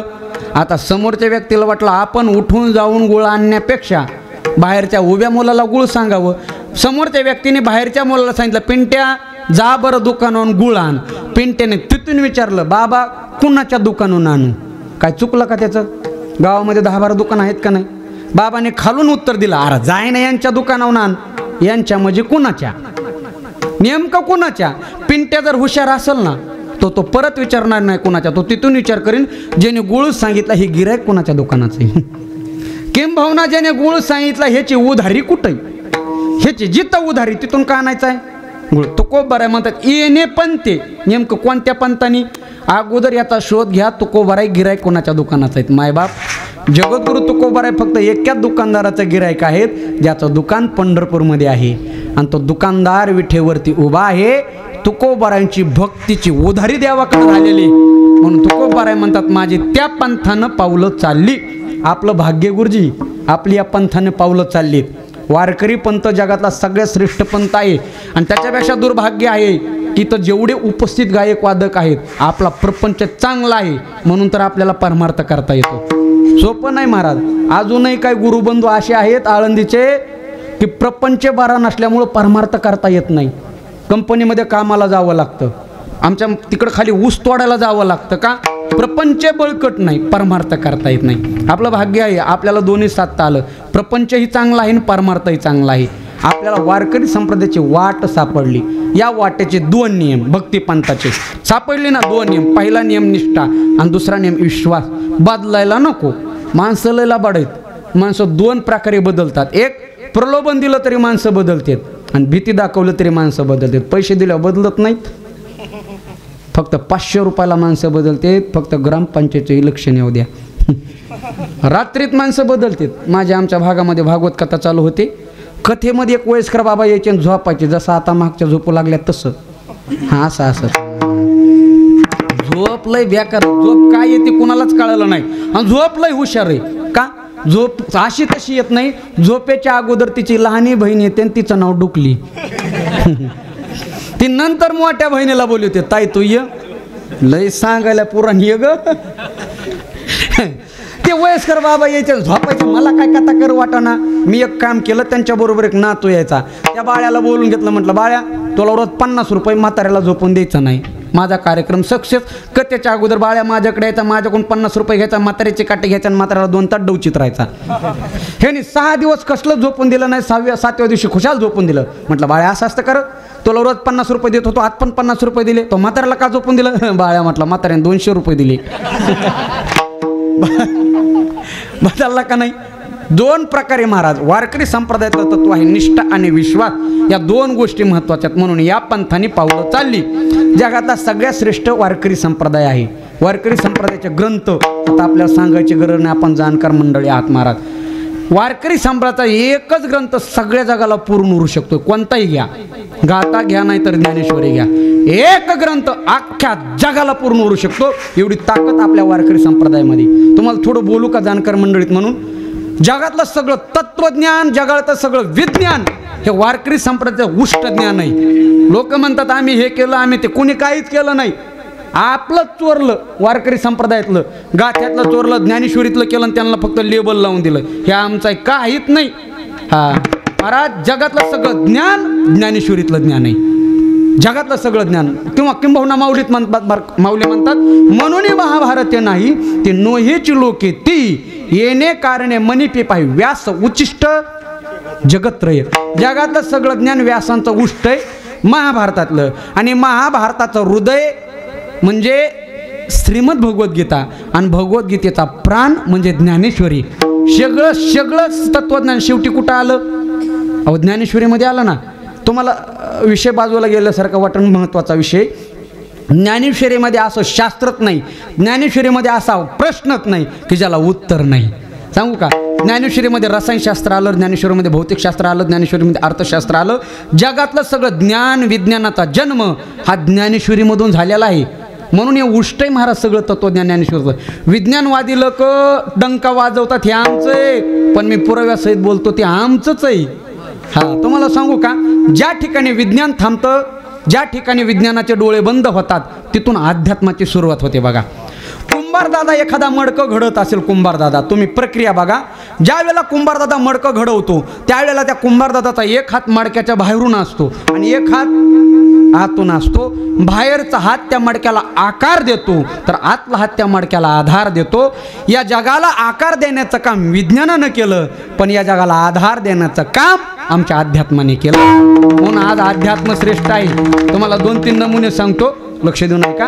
बघा, विज्ञान सांगता आम्ही हे केलं ते केलं, पण कुणी काही केलं नाही, ते ज्ञानेश्वरीने केलं. ते कसं बघा, विज्ञान सांगता हातातील घड्याळीचा शोध 1630 साली गॅलिलिओने लावला. गुगलला सर्च करा, घड्याळीचा शोध गॅलिलिओने लावला 1630 साली. पण मी सांगतो तो शोध आमच्या संत सम्राट ज्ञानेश्वर माऊलीने लावला. ऐका पुरावा, उपजेते नाशे, नाशेते बोला पुढं, ते घटिका यंत्र जैसे. जन्म मृत्यूचा सिद्धांत पटवून देण्यासाठी माऊलीने उदाहरण देऊन दिलं. हे 12व्या शतकाचा शोध आहे, कालचा परवाचा नाही. विज्ञान सांगतं, लक्ष देऊ नका, विज्ञान सांगतं सूर्य फिरत नसून सूर्य स्थिर आहे आणि सूर्याभोवती काय फिरते. हा शोध थॉमस एडिसन यांनी 1720 साली लावला. पुराव्यासहित बोलतो, पण हा शोध आमच्या माऊलीने 12व्या शतकामध्ये लावला. ऐका पुरावा, आगा उदो असताच्याने प्रमाणे जसे न चालता सूर्याचे चालणे, तसे नैष्कर्म्य तो जाणे कर्मेचे असता. नैष्कर्म्य सिद्धांत पटवून देण्यासाठी माऊलीने एवढा मोठा शोध लावला, हे आपल्याला माहीत पाहिजे. दुसरा शोध सांगतो, लक्ष देऊ नका. दुसरा शोध, विज्ञान सांगतं पाण्याचा जर प्रवाह असेल तर त्या प्रवाहापासून वीज निर्माण केली जाते. विज्ञानाने शोध लावला. हे सुद्या गुरुजी ज्ञानेश्वरीतलं उष्ट आहे. माऊली म्हणतात उदकाचे आवेशे प्रगटे लखलखित तेज जैसे, तेथे विजू माझे असे सलील काय. हे ज्ञानेश्वरीतलंय.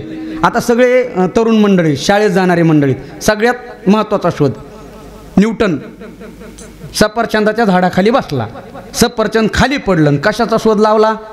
बोला बोला, कशाचा. गुरुत्वाकर्षणाचा. कोणी लावला. आयझक न्यूटन. आयझक न्यूटन यांनी 1727 साली गुरुत्वाकर्षणाचा शोध लावला. पण पुराव्यासहित बोलतो तो शोध आमच्या माऊलीने लावला. पुरावा ऐका, माऊली म्हणतात का पृथ्वी परिमाणू उचलिले आणि पृथ्वी वेगळे नाही केले आणि मागावते जरी आली पृथ्वीची परी.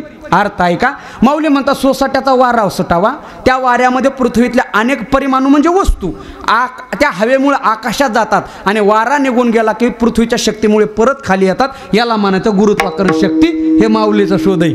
विज्ञान सांगतं दूरचा प्रवास करायचा असेल, बसून केलेला प्रवास चांगला होतो का झोपून केलेला प्रवास चांगला होतो. बोला बोला हो, तुम्ही थोडं तरी बोला, एकट्याचा नका जीव घेऊ. झोपून केलेला प्रवास चांगला होतो का बसून. झोपून केलेला प्रवास होतो. याला आताच्या भाषेमध्ये स्लीपर कोच म्हणतात. हा शोध जॉर्ज पुलवन यांनी 1820 साली लावला. पण मी सांगतो तो शोध आमच्या माऊलीने लावला. पुरावा आहे का, माऊली म्हणतात तैशीची निद्रेचे सुख न मोडे मार्ग तरी बहु साल सांडे, तसे शोकासन सांगडे सोपे होय. माऊली म्हणतात दूरवरचा जर प्रवास करायचा असेल, शोकासन म्हणजे झोपेचा आसन, झोपून प्रवास केला की आरामदायी होतो. हे 12व्या शतकातलं. अजून एक पुरावा सांगतो. विज्ञान सांगतं जर धातूला आकार द्यायचा असेल तर धातूला द्रवरूप केलं जातं, साच्यामध्ये ओतलं जातं आणि साचा काढून घेतला की त्याला त्या साच्याचा काय प्राप्त होतो. आकार प्राप्त होतो. विज्ञानाने आता काल परवा सांगितलं. हा शोध 12व्या शतकातला आहे. माऊली म्हणतात तातली आमुषे मेन निघोनी जाये जैसे, मग कोंदली राहे रशे ओतलेनी. तुम्ही दवरूप पदार्थ करा, साच्यात होता कोंदली म्हणजे जशाला तसा राहतो का, बाहेरचं आवरण काढलं की. असे मी 100 शोध पाठ केले होते, पण कीर्तन करायल्यापासून बरेच विसरले. माझा मूळ मुद्दा काय आहे, जगातलं सगळ्यात मोठं तत्वज्ञान हे आपलं अध्यात्म आहे. हे सगळं उष्ट आहे महाराज, उष्ट. गुरुवर्य मामासाहेब दांडेकर मारायचे ज्ञानेश्वरीचं वाघिणीचं दूध आहे आणि ते पिलं तर माणूस गुरगरल्याशिवाय राहत नाही. देवी वा वा. एकतरी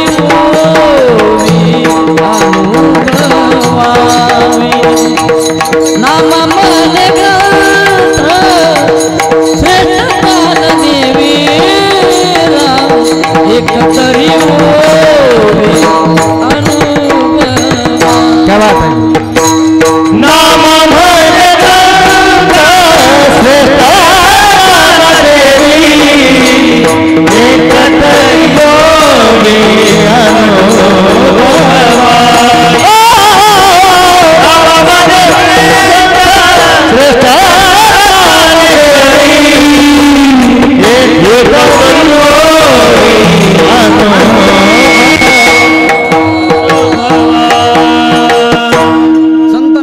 महाराज स्वतः म्हणतात, प्रत्यक्षात साक्षी असणारे एखाद्या तरी ओवीचा अनुभव घ्या बाबा.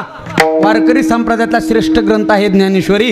म्हणून तुकोबाराय म्हणतात, माझं परम भाग्य आहे, माझी या पंथाने पावलं चालली, येणे पंथे माझी चालली पाऊले. या पंथाचा नियम सांगितला. या प्रांतामध्ये प्रेम विश्वास भाव लागत असतो बघा. पंथ खूप सोपा आहे, पण सोपी साधन आहे, आपण केली पाहिजे. जगातलं भक्ती पंथाचा सगळ्यात महत्त्वाचा विषय आहे भाव. देव भक्ती पंथानेच प्राप्त होतं, म्हणून येणे पंथे, दुसऱ्या नाही. तुम्हाला चालतं बोलतं उदाहरण सांगतो आता बघा, वेळ कमी तरी पण. मला सांगा, सोन्याचं मोजमाप कशाने केलं जातं? कुंटाला टनाव. बोला बोला, कशाने? तोळ्यावर. प्रत्येकाचं मोजमाप आहे. सोनं मोजायचं असेल तर कशाने? तोळ्यावर. माळवं किलोवर, 2 किलोवर.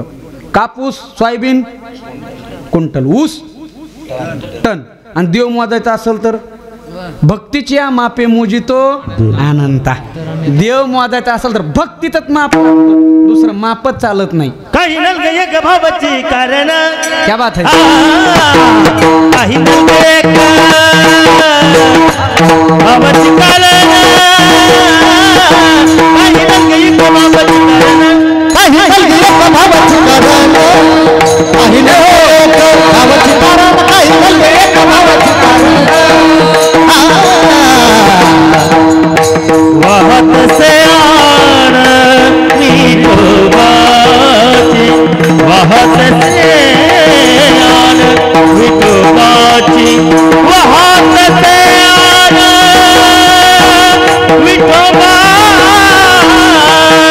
कंठ भरभरी दुरावची दुरी, कंठ भरभरी दुरावची दुरी, कंठ भरभरी दुरावची दुरी.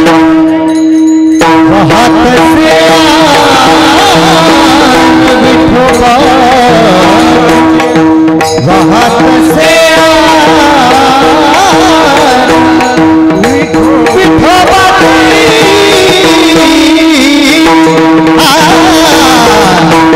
कंठ भरभरी दुरावशी दुरी, कंठ भरभरी दुरावशी दुरी, कंठ भरभरी दुरावशी दुरी, कंठ भरभरी दुरावशी दुरी, कंठ भरभरी दुरावशी दुरी.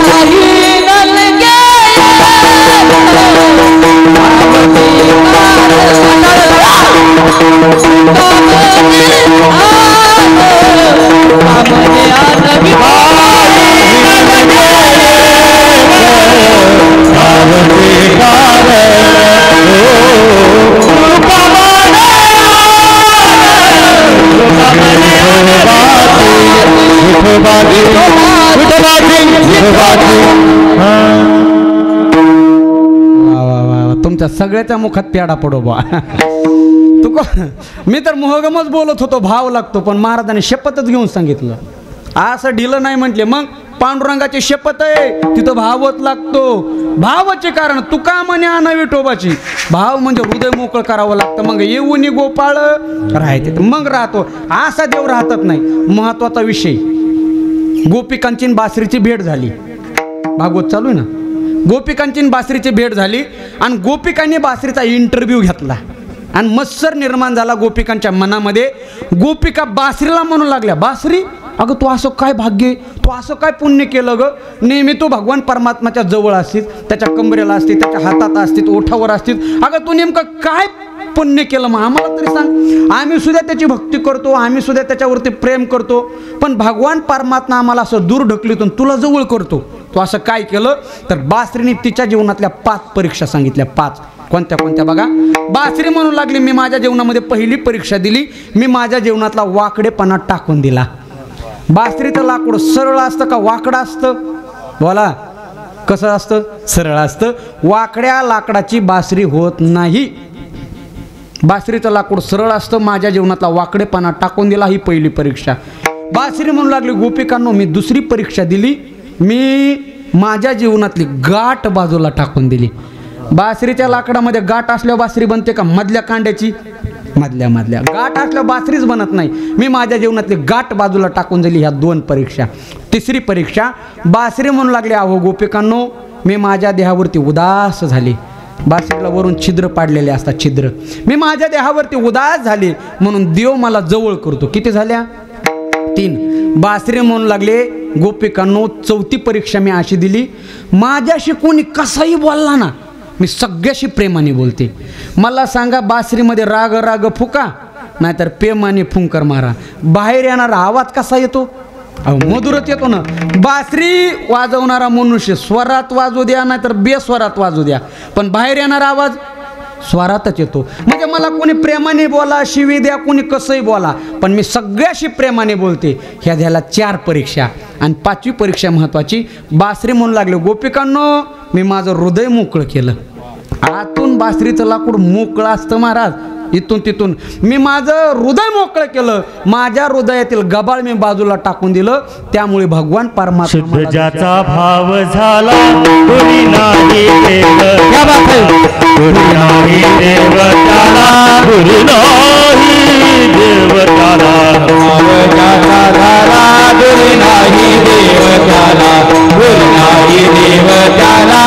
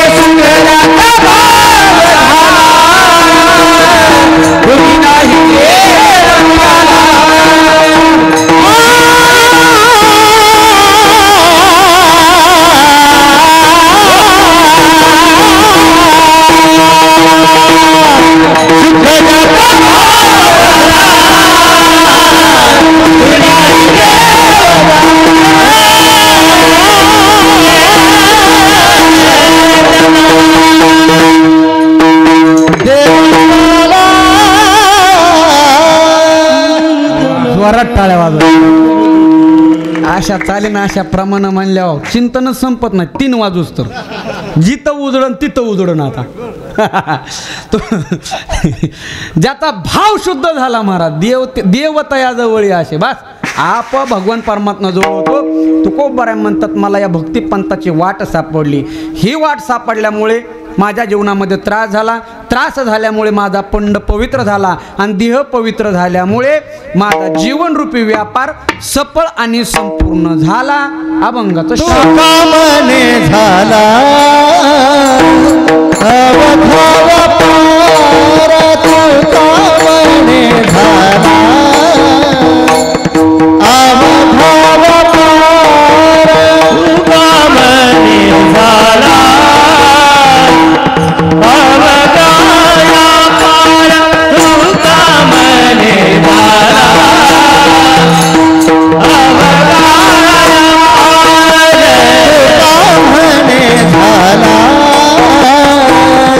अवधाया पार, तू कामने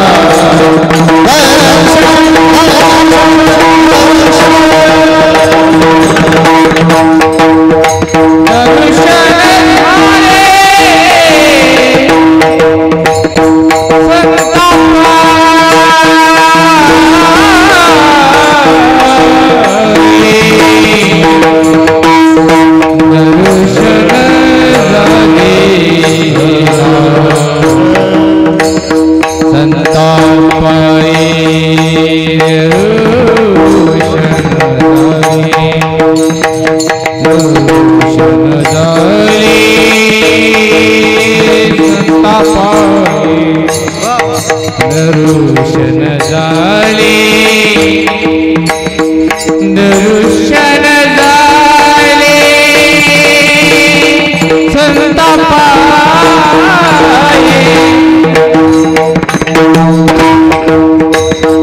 दर्शन झाले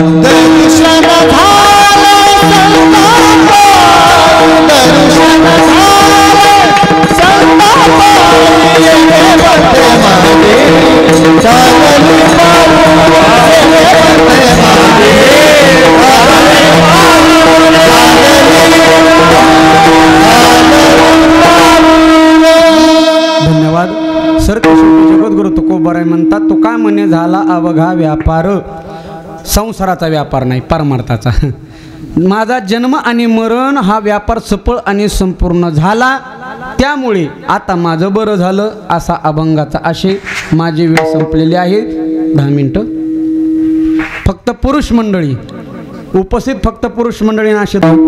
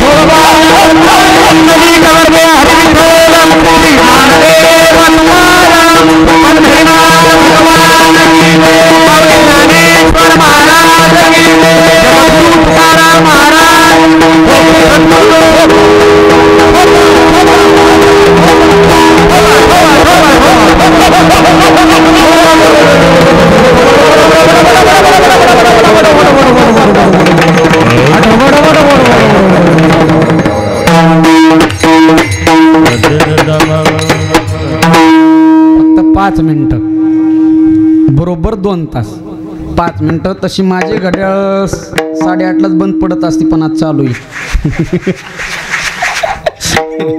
आज एक 5 मिनटं घेतो ते याच्यासाठी मी ते आता नाव वाचलं म्हणून बरं का.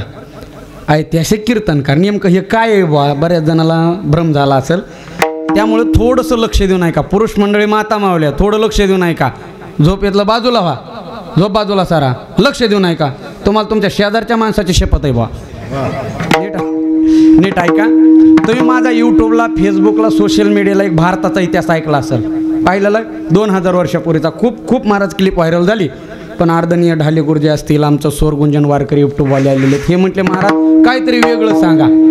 म्हणजे भारताचा इतिहास ऐकलेला आहे तुम्ही, पण काहीतरी वेगळं सांगा. गुरुजी म्हटले काहीतरी सांगा, म्हणून आज मी तुम्हाला महाराष्ट्राचा 10,000 वर्षापासूनचा इतिहास सांगतो. फक्त 5-10 मिनिटामध्ये लक्ष देऊ नये का.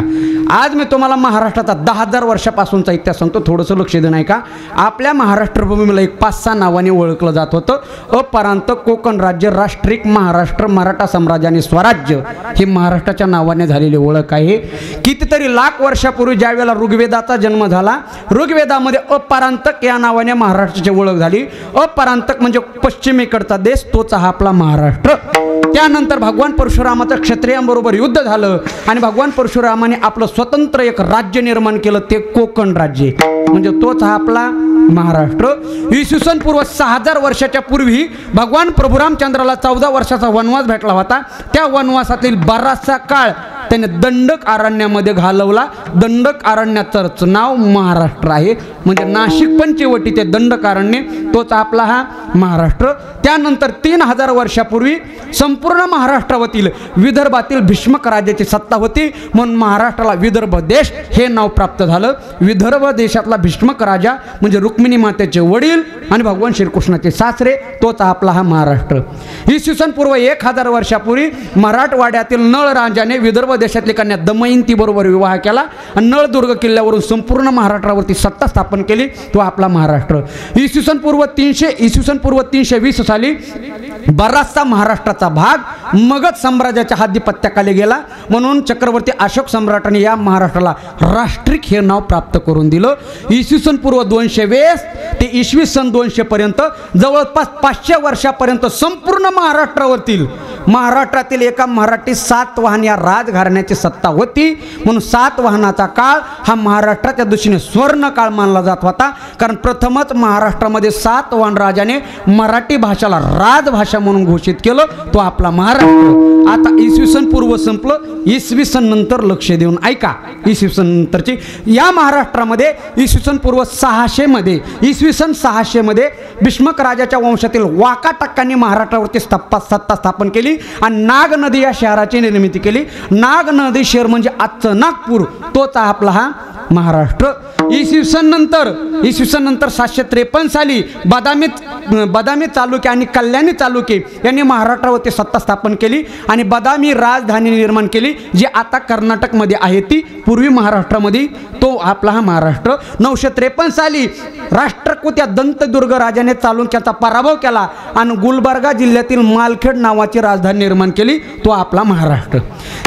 इसवी सन नंतर 1190 साली संपूर्ण महाराष्ट्रावरील कृष्ण वंशाच्या यादवांची महाराष्ट्रावरती सत्ता होती, ज्याने देवगिरी किल्ल्याची निर्मिती केली आणि खडकी नावाचं शहर निर्माण केलं, ते आत्ताचं संभाजीनगर आणि काल परवाचा औरंगाबाद, तो आपला महाराष्ट्र. दुर्भाग्याने या महाराष्ट्रावरती दिनांक 28 जानेवारी 1303 साली हिमाचल प्रदेशातून एक शैतान आला, त्याचं नाव अल्लाउद्दीन खिलजी. त्यांनी महाराष्ट्रावरती आक्रमण केलं आणि बराचसा महाराष्ट्र मुघल सत्तेखाली आणला आणि देवगिरी किल्ल्याचं रूपांतर दौलताबादमध्ये केलं, तो आपला महाराष्ट्र. इसवी सन नंतर 14व्या शतकामध्ये या महाराष्ट्रावरती महमद तुगलक यांनी जवळपास 100 वर्षापर्यंत स्थापन केली. 15व्या शतकाला सुरुवात झाली आणि 15व्या शतकामध्ये संपूर्ण महाराष्ट्रामध्ये आदिलशाही, निजामशाही, कुतुबशाही अशा अनेक शाहींनी सत्ता स्थापन केली आणि 15व्या शतकाच्या शेवटी या महाराष्ट्रभूमीमध्ये काहीतरी चांगलं घडलं. तो दिवस होता 12 जानेवारी 1598 साली. अरे याच महाराष्ट्राच्या भूमीमध्ये लखोजी जाधव यांच्या पोटी अरे कन्यारत्न जन्माला आलं, त्यांचं नाव होतं जिजाबाई साहेब. 1598 साली जिजाऊ आईसाहेबाचा जन्म झाला तो याच महाराष्ट्रामध्ये. 1608 साली वारकरी संप्रदायाचा कळस जगद्गुरु तुकोबाराचा जन्म झाला तो याच महाराष्ट्रामध्ये. आणि 16व्या शतकांच्या मध्यंतरी स्वर्णयुगाला सुरुवात झाली आणि मराठा साम्राज्याचा उदय झाला. तो दिवस होता 19 फेब्रुवारी 1630 साली. अरे याच महाराष्ट्राच्या भूमीमध्ये पुणे जिल्ह्यामध्ये शिवनेरी किल्ल्यावरती हिंदवी स्वराज्य संस्थापक छत्रपती शिवरायांचा जन्म झाला. 1630 साली शिवरायांचा जन्म झाला. 1646 साली शिवरायांनी पहिला किल्ला जिंकला ज्या किल्ल्याचं नाव आहे तोरणा किल्ला. 1657 साली धर्मवीर स्वराज्य रक्षक छत्रपती संभाजीरायांचा जन्म झाला. 10 नोव्हेंबर 1659 ला अफजल खानाचा कोतळ बाहेर काढण्यात आला. 1663 साली शाहजहानाची बोटं कापली. 1670 ला तानाजी मालुसरे गेले. 1673 ला प्रतापराव गुजर पाटील गेले आणि 6 जून 1674 साली या भारत देशामध्ये महाराष्ट्रामध्ये 32 मन सोन्याचं सिंहासन तयार झालं. त्या सिंहासनावरती आपला राजा म्हणून बसला आणि या भूमीला नवीन नाव प्राप्त झालं स्वराज्य. 1680 साली छत्रपती शिवाजी महाराजांचं निधन झालं. धर्मवीर संभाजीराजांच्या गादीवरती बसली. 1689 साली धर्मवीर संभाजीराजे यांचं निधन झालं आणि बहुतांश मराठा साम्राज्य सत्ता महाराष्ट्राची सत्ता पेशवाईकडे गेली. 1705 मध्ये इंग्रज भारतामध्ये व्यापार करण्यासाठी आले आणि भारताबरोबर महाराष्ट्रावरती सत्ता स्थापन केली. याच महाराष्ट्रामध्ये 1720 साली पहिले बाजीराव पेशवे जन्माला आले. 1725 साली याच महाराष्ट्राच्या भूमीमध्ये जामखेड जिल्ह्यामध्ये श्री क्षेत्र चोंदी या ठिकाणी पुण्यश्लोक अहिल्याबाई होळकर जन्म झाला, ज्यांनी आपल्या जवळचं 12 ज्योतिर्लिंगापैकी एक श्री क्षेत्र औंढा नागनाथ या मंदिराचा जीर्णोद्धार केला. तो आपला महाराष्ट्र. याच महाराष्ट्राच्या भूमीमध्ये 1760 साली दुसरे बाजीराव पेशवे झाले. याच महाराष्ट्राच्या भूमीमध्ये 1799 साली यशवंतराव मल्हार झाले. याच महाराष्ट्राच्या भूमीमध्ये दिनांक 1 जानेवारी 1818 भीमा कोरेगाव युद्ध झालं. 1848 साली क्रांतीज्योती सावित्रीबाई फुले महात्मा ज्योतिबा फुले यांनी स्त्री शिक्षणाचा पाया प्रथम महाराष्ट्रातून मोकळा केला. तो आपला महाराष्ट्र आहे. याच महाराष्ट्राच्या भूमीमध्ये लक्ष देणं आहे का 1757 साली इंग्रजांच्या विरोधात पहिला चेलोजाचा उठाव झाला. 1882 साली वंदे मातरम गीत याच महाराष्ट्रामधून जन्माला आलं. याच महाराष्ट्रामधून 1885 साली काँग्रेस पक्षाची स्थापना झाली. 1891 साली महामानव भारतरत्न डॉक्टर बाबासाहेब आंबेडकरांचा जन्म झाला. आणि सगळ्यात महत्त्वाची घटना दिनांक 10 जून 1890 साली या महाराष्ट्रातील 9 वर्षाच्या संघर्षाच्या नंतर अख्ख्या भारत देशाला रविवारची सुट्टी प्राप्त झाली. त्यांचं नाव आहे नारायण मेघाजी लोखंडे. तो आपला महाराष्ट्र. याच महाराष्ट्राच्या भूमीतून 1894 साली लोकमान्य टिळक यांनी गणेश उत्सवाची सुरुवात केली. याच महाराष्ट्राच्या भूमीमध्ये 1910 साली स्वामी विवेकानंद गेले आणि 1917 साली कसं जगावं कसं मारावं अजून विद्यार्थ्याला फी नाही, शिक्षकाला पगार नाही, ती सद्गुरू जोग महाराज वारकरी शिक्षण संस्था याच महाराष्ट्राच्या भूमीमध्ये स्थापन झाली. हा नेहरू. आणि दिनांक 1 मे 1960 साली मुंबई संयुक्त महाराष्ट्राची स्वतंत्रपणे निर्मिती झाली. तो आपला महाराष्ट्र. आणि 1961 साली महाराष्ट्राचे पहिले मुख्यमंत्री झाले यशवंतराव चव्हाण. 1962 साली चीन भारत युद्ध झालं. 1965 साली भारत पाकिस्तान युद्ध झालं. 1966 साली हिंदू हृदय सम्राट बाळासाहेब ठाकरे, धर्मवीर आनंद दिघे, दादासाहेब कोंडके यांच्या प्रयत्नाने 1966 साली शिवसेनेची स्थापना याच महाराष्ट्रामध्ये झाली. आणि 1966 साली मुंबईच्या एका आचार्याच्या निर्मितीतून या महाराष्ट्रामध्ये पहिला लोकप्रिय पदार्थ निर्माण झाला वडापाव. त्याचं नाव आहे श्री अशोक वैद्य. हे माहीत असावं म्हणून. 1969 साली भारतातली पहिली महिला पंतप्रधान झाली. काय नाव? बोला इंदिरा गांधी. आणि 1972 साली आपल्या महाराष्ट्रामध्ये सगळ्यात मोठा दुष्काळ पडला आणि दुष्काळातच इंदुरीकर महाराजाचा जन्म झाला. तुम्ही अनर्थ करू नका. 72 झाला मला असं म्हणायचं, उगं काड्या करू नका. हा. 1980 साली बीजेपी पक्षाची स्थापना याच महाराष्ट्रामध्ये निर्माण झाली. 1989 साली राजीव गांधीने 18 वर्षाच्या मुलाला मतदानाचा हक्क दिला. 1991 ला राजीव गांधी गेले मी जन्माला आलो. 1992 साली बाबरी मस्जिद पाडण्यात आली, जी 1528 मध्ये बाबरने बांधली होती ती. ते भारताच्या इतिहासातलं. 1993 साली मराठवाड्यात केलेला भूकंप झाला, मुंबईला बॉम्बस्फोट झाला, ज्यामध्ये संजय दत्त 3 वर्ष अटक होता. 1997 साली भारतातली पहिली महिला अंतराळात गेली. काय नाव? कल्पना चावला. 1999 साली शरदचंद्र पवार राष्ट्रवादी पक्षाची स्थापना केली आणि 1999 साली कारगिल युद्ध झालं. 2001 ला धर्मवीर आनंद दिघे गेले. 2004 ला लक्ष्मणकांत बेर्डे गेले. 2006 ला राज ठाकरेंनी याच महाराष्ट्रामध्ये मनसे स्थापना केली. 2007 ला भारतातली पहिली महिला राष्ट्रपती झाली, जिच्या डोक्यावरचा पदर अजून खाली नाही, तुम्ही घेऊ नका. प्रतिभाताई 26/11/2008 ताज हॉटेलचे बॉम्बस्फोट झाला आणि 4था नालायक सापडला कसाब. 2012ला आपल्या देशातले या महाराष्ट्रातले 2 नेते गेले. 2012ला पहिले हिंदू हृदय सम्राट बाळासाहेब ठाकरे आणि दुसरे विलासराव देशमुख. 2014ला लोकसभेची निवडणूक झाली. देशाचे पंतप्रधान नरेंद्र मोदी झाले आणि त्याच वेळेला महाराष्ट्राचा वैभव केंद्रीय ग्रामविकास मंत्री गोपीनाथ मुंडे साहेब यांचं निधन झालं. 2016ला भारत देशामध्ये दुसरी नोटबंदी झाली. पहिली नोटबंदी 1978 साली मोरारजी बाबू देसाईंनी केली. 5000ची नोट होती. 2016 साली दुसरी नोटबंदी झाली. 2000ची नोट बंद झाली. 2017 साली अखंड महाराष्ट्र भूमीतून 56 मराठा मूक मोर्चा क्रांती निघाला. 2019ला लोकसभेची निवडणूक देशाचे पंतप्रधान नरेंद्र मोदी झाले आणि महाराष्ट्रावरती 3 जणांचं महाविकास आघाडीचं सरकार आलं. 2020ला भारताबरोबर महाराष्ट्रामध्ये सुद्धा कोरोना आला. त्याच्यामुळं काय झालं, लॉकडाऊन झालं. 2021ला परत कोरोना आला, परत लॉकडाऊन झालं. जानेवारी 2022मध्ये महाराष्ट्रातील अनाथाची माई सिंधुताई सपकाळ गेल्या. 7 फेब्रुवारी 2022मध्ये आपल्या भारत देशाची गायन कोकिळा महाराष्ट्राचं वैभव लता दिदी गेल्या. जून 2022मध्ये महाराष्ट्राचं महाविकास आघाडीचं सरकार ढासळलं. कारण माननीय चालू मुख्यमंत्री, शब्द कुठं लावा फिट, माननीय चालू मुख्यमंत्री एकनाथराव शिंदे हे 40 आमदार घेऊन पंढरपूरला गेले. तुम्हाला माहिती आहे कुठं गेले होते? ह्यांना पंढरपूर माहिती का? ह्यांना पंढरपूर एकाच वेळेला माहिती आहे. आषाढीवारी कार्तिकवाडी महापूजेचा मान. पांडुरंग ढसा ढसा रडतो. 40 आमदार घेऊन गुवाहाटीला गेले आणि सांगोल्याच्या शहाजी बापू पाटील यांचं काय झाडी, काय डोंगर, काय हाटील, एकदम हे गाणं गाजलं. आणि आता चालू आहे ते 2000, आता बोला किती, 2023. आणि 2023मध्ये भारत देशाबरोबर महाराष्ट्रामध्ये 2 सगळ्यात महत्त्वाच्या घटना घडल्या. पहिली घटना दिनांक 23 ऑगस्ट 2023चा दिवस उजाडला. या भारत देशाने असा पराक्रम केला, या जगातल्या 231 देशापैकी भारताने पहिला झेंडा चंद्रावरती लावला. म्हणून मी नेहमी सांगत असतो, अरे आमच्या झेंड्यावरती चंद्र नसला म्हणून काय झालं, आमचा झेंडा चंद्रावरही. हा भारतातला पहिला पराक्रम. आणि महाराष्ट्रातला सगळ्यात दुसरी महत्त्वाची घटना घडली महाराष्ट्रातली. तो दिवस होता 14 ऑक्टोबर 2023चा दिवस उजाडला.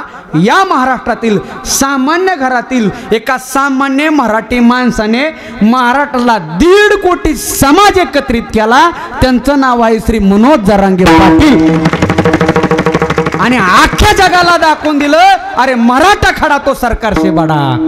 अख्ख्या जगाला सगळा समाज या ठिकाणी एकत्रित करला. ही दुसरी महत्वाची घटना. आणि आज दिनांक किती, 21. आज दिनांक 21 डिसेंबर 2023 रोजी मी या पिंपळखुंटा गावामध्ये हिंगोली जिल्ह्यामध्ये छत्रपती शिवरायांच्या राज्यामध्ये कीर्तन करत आहे. हा झाला 10,000 वर्षापासूनचा महाराष्ट्राचा इतिहास. हे ह्याच्यासाठी सांगितलं, मला दाखवायचं नाही, मला पाठ आहे म्हणून, हे तुम्हाला पाठ व्हावं म्हणून. आता तुम्हाला पाठ झालं.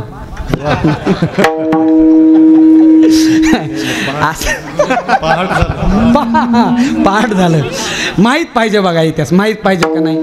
वेळ झालेली, इतिहास जर लोप पावत चाललेला आहे. मी भारताचा इतिहास सांगितलं होतो, पण आदरणीय गुरुजी म्हटले महाराज महाराष्ट्राचा सांगा, म्हणून महाराष्ट्राचा सांगण्याचा प्रयत्न केला. आणि अभिमानानं सांगल, या महाराष्ट्रातला मी एकमेव कीर्तनकार आहे. मला भारताचा 2000 वर्षापूर्वीचा, महाराष्ट्राचा 10,000 वर्षापूर्वीचा, छत्रपती शिवरायांचा 42 पिढ्यांचा आणि छत्रपती शिवरायांचा 150 मावळ्यांचा इतिहास पाठ आहे. पण मी आज सांगणार नाही, कारण तुम्ही पुन्हा कधीच बोलणार नाहीत. एकतर अगोदर 10 मिनिटं उशिरा सुटायले. थांबतो. धन्यवाद. पुढच्या वर्षी हो सांगतो, काहीच अडचण नाही. पुढच्या वर्षी बोला. धन्यवाद. खरंच हा वैभव संपन्न कार्यक्रम आहे. एकदा सगळं या गुरुबंधूसाठी जोरदार टाळ्या वाजवा बघा. खरंच सुंदर नियोजन आहे. मला सगळ्या गुरुबंधूला पाहून एक शेर आठवला बरं का. आता हे गुरुवर येत आहेत, गुरुबंधू नाहीत पण श्रेष्ठ आहेत. यांना पाहून एक शेर आठवला. गुरुजी, शबनम से क्या फूल गिरे जब तक बरसात न हो, शबनम से क्या फूल गिरे जब तक बरसात न हो, आपकी तस्वीर से क्या जी भरे प्यारे जब तक आपकी मुलाकात न हो. ज्ञानेश्वर